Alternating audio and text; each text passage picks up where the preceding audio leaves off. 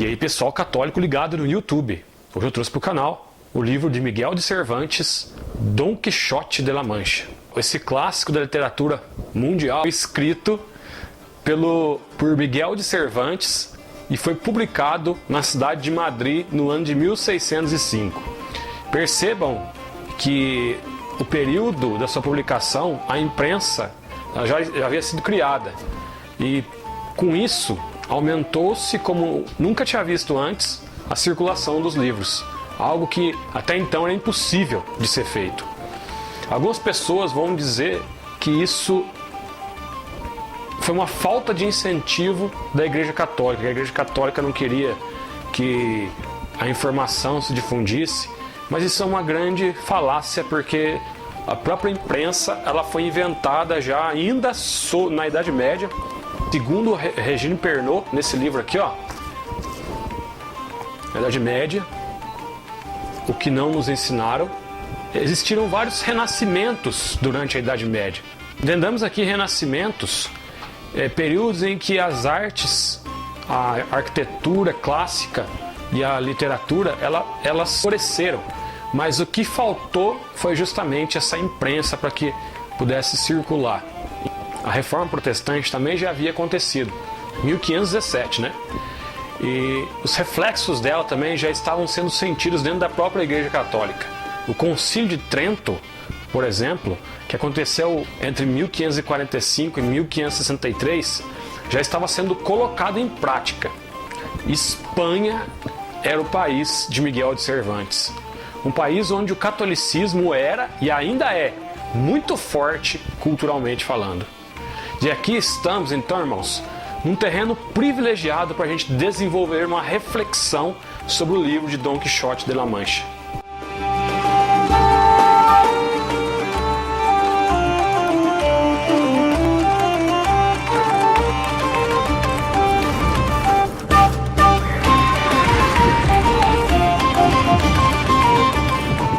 Dom Quixana, que é o nome verdadeiro de Dom Quixote na história, ele é um fidalgo, ou seja, um homem nobre da época. Ele era instruído e tinha o seu prazer ler histórias de cavalaria escritas na Idade Média. Mas de tanto se aprofundar nela, o coitado, ele acaba se enlouquecendo.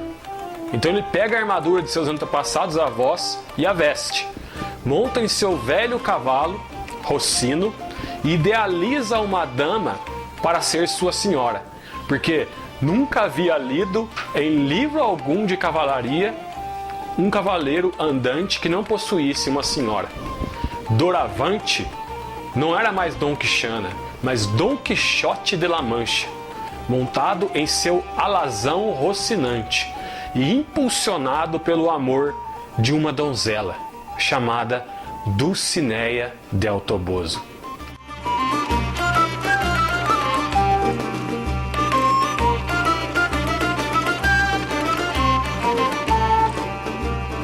Tinha por escudeiro um pacato camponês chamado Sancho Panza, um homem humilde, analfabeto, porém muito vivo, apesar de ser sempre confrontado entre a realidade e a fidelidade a seu amo. Das vezes ele vai optar pela lealdade a Dom Quixote.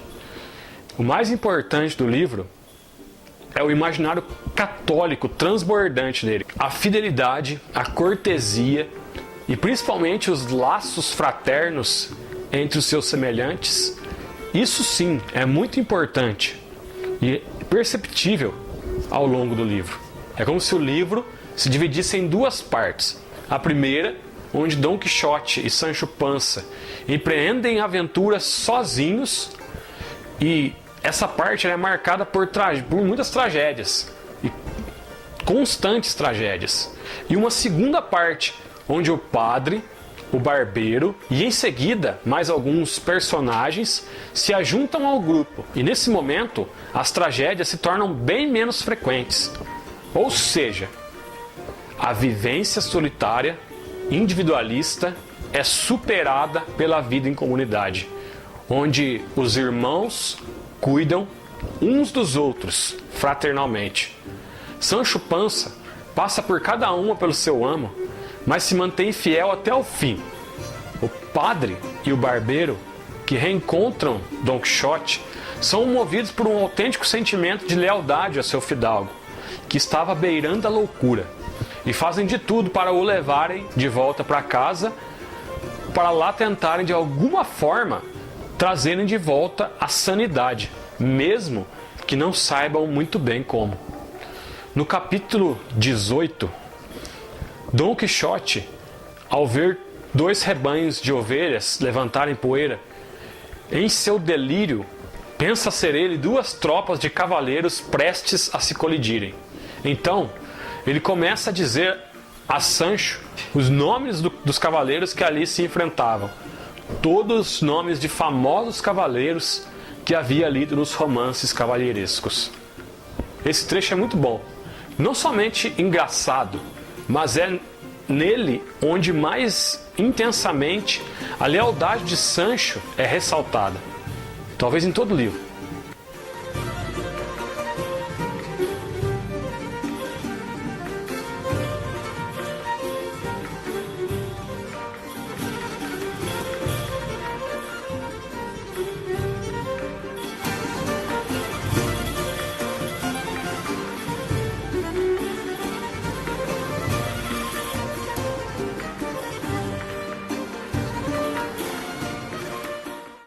A mulher é muito valorizada também nesse romance.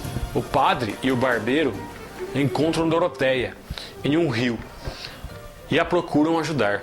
Ela é tratada como sábia, conselheira e dona de si mesma. É importante a gente abrir um parênteses aqui. Uma pessoa sábia era algo muito valorizado nessa época. Em detrimento dos dias de hoje, onde a juventude é valorizada, naquele período, muito mais a experiência era valorizada. E os sábios é como se estivessem no mais alto grau de prestígio social. E essa mulher ela é considerada como uma mulher sensata e sábia, e que, inclusive, até sabia ler. Ela lia os romances cavalheirescos, os mesmos romances que o fidalgo Don Quixote de la Mancha também lia, sendo ela uma camponesa. Então, essa personagem está em pé de igualdade nas letras com o padre e até mesmo Don Quixote nas histórias de cavalaria. É importante aqui ressaltar um trecho do livro de Regine Pernod, né? Outro trecho desse livro aqui, que as mulheres não eram desvalorizadas na Idade Média, como muitos dizem por aí. Muito pelo contrário. A gente tem um exemplo muito claro. A maior entre todas as criaturas na Igreja Católica foi uma mulher, Nossa Senhora. Depois de Deus, para a Igreja Católica, o mais importante ser é Nossa Senhora, uma mulher. Algumas camponesas nesse período possuíam até mesmo suas próprias terras.